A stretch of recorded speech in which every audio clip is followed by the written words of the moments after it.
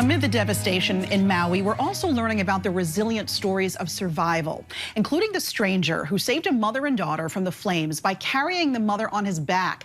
Our Gio Benitez was there for the emotional reunion.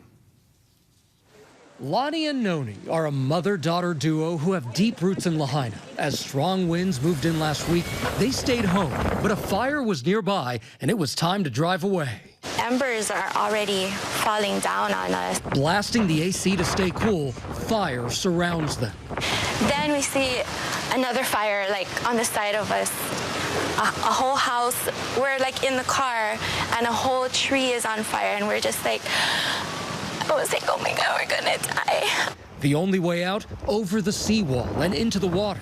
But Noni has trouble walking. And that's when Benny Reinike springs into action. So he's like, trust me, I promise I got you.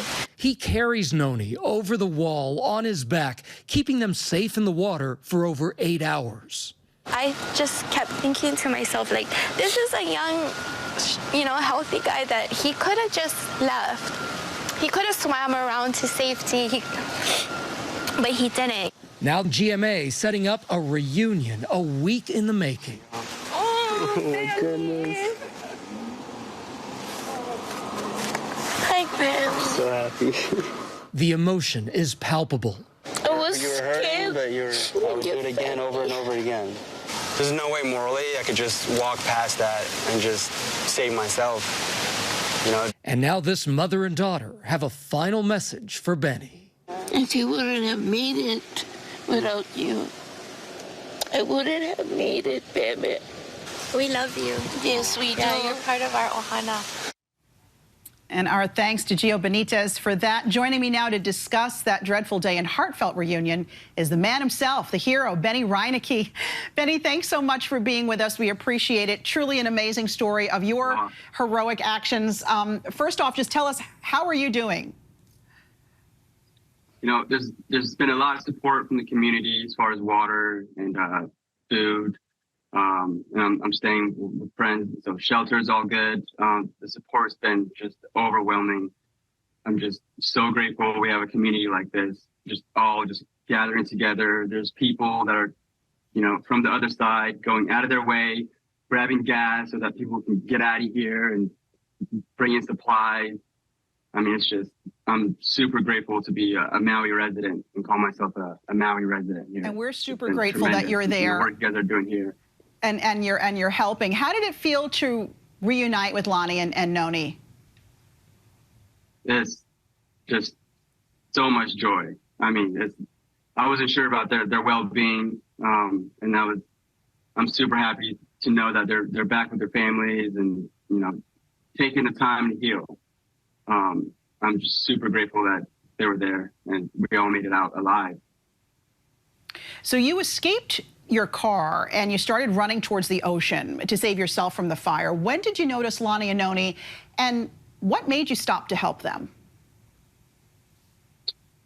Yeah, I just got extracted out of my day-to-day life, and now I've just been essentially given a job of just having the full-time job of not dying and saving as many people as possible. And there are families with kids, babies, people are crying, there's screams, and I saw Lonnie there and several other people that are trying to do the same thing I am, but unfortunately they're not as capable of maneuvering and such. So I mean, it's just the way my if I can say, my moral algorithm is programmed in such a way that there's just no way I was just going to walk past that and go on with my day, or if I make it out, there's just no way I was just going to walk past that.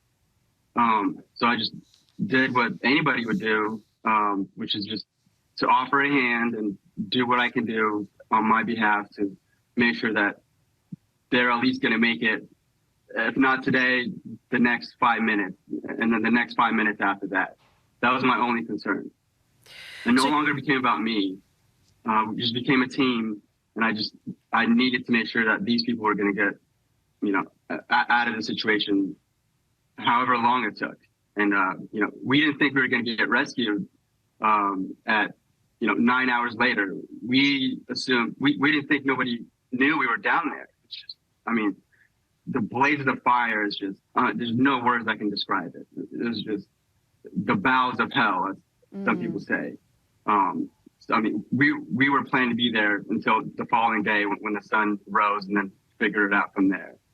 I mean, it's just the worst. I'm not over-exaggerating whatsoever when I say those were quite literally the worst hours of my life. I'm sure the worst hours of everybody's lives that were down there.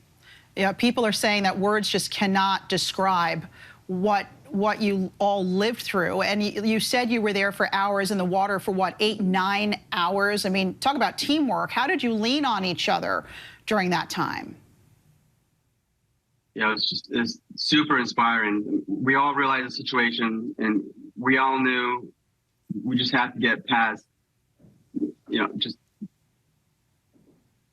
past this moment. We were just focused on moments at a time and not necessarily concerned about the longevity end of it. A car would blow up and another car would blow up, and we would say, if you could just get past this part, it'll get easier perhaps. Just keeping each other encouraged, just trying to keep it light, some passing jokes here and there, such as, after this is all over, you have to taste my cooking. I'm an amazing cook. And, conversations such as that until the next car explodes, and then we all realize where we're at. There's embers flying, your hair kind of catches on fire. You have to occasionally put water on yourself to not have the embers burn your skin. There's waves because we're in the ocean. The waves are knocking us over into the boulders of the rock.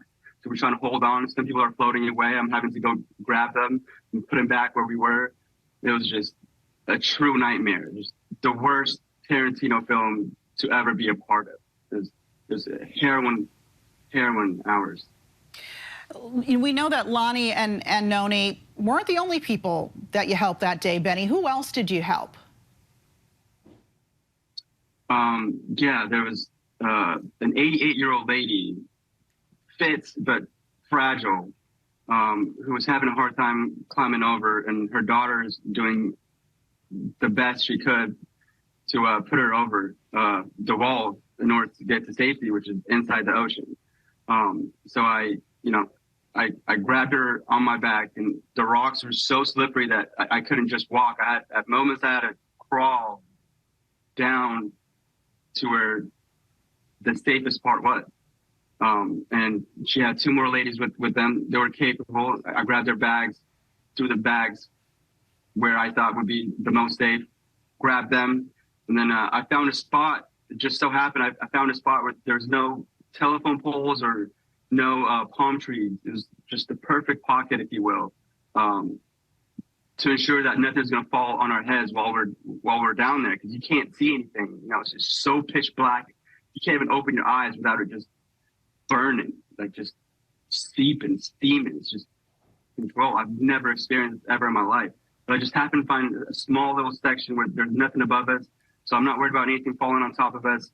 We just have to get past this moment and the next moment and so on until we finally got rescued some 8 or 9 hours later. And there's a person deceased to the left of us. I'm checking his pulse, like I know what I'm doing. I'm trying to get some kind of reading, slapping him and just trying to wake him up, and it's just not happening. And then another guy's screaming, there's a person way down there, there's an uncle way down there, somebody go get him. Mm-hmm. So now I'm having to, go back to where the most danger was and mm-hmm. Try to get that person. And then he tells me that he's disabled from the left side of his body. He can't actually walk at all. Oh, goodness. So me and Lonnie grabbed the wheelchair of her mother, mm-hmm. grabbed the wheelchair, we sat him down, and then we're just going through the safest path of cars that are already blown up. There's still smoke. The fire is only getting worse by the minute. Mm-hmm. We're just navigating, me and Lonnie, through the trenches of hell, really, trying to find just the safest path Yeah. to where the firefighters were waiting for us there. Benny Reinike, an incredible story of survival, heroism. Thank you for being there and for helping those. And our prayers are with you all as you all continue to heal. Benny Reinike, thank you. Hi everyone, George Stephanopoulos here. Thanks for checking out the ABC News YouTube channel. If you'd like to get more videos, show highlights, and watch live event coverage, click on the right over here to subscribe to our channel. And don't forget to download the ABC News app for breaking news alerts. Thanks for watching.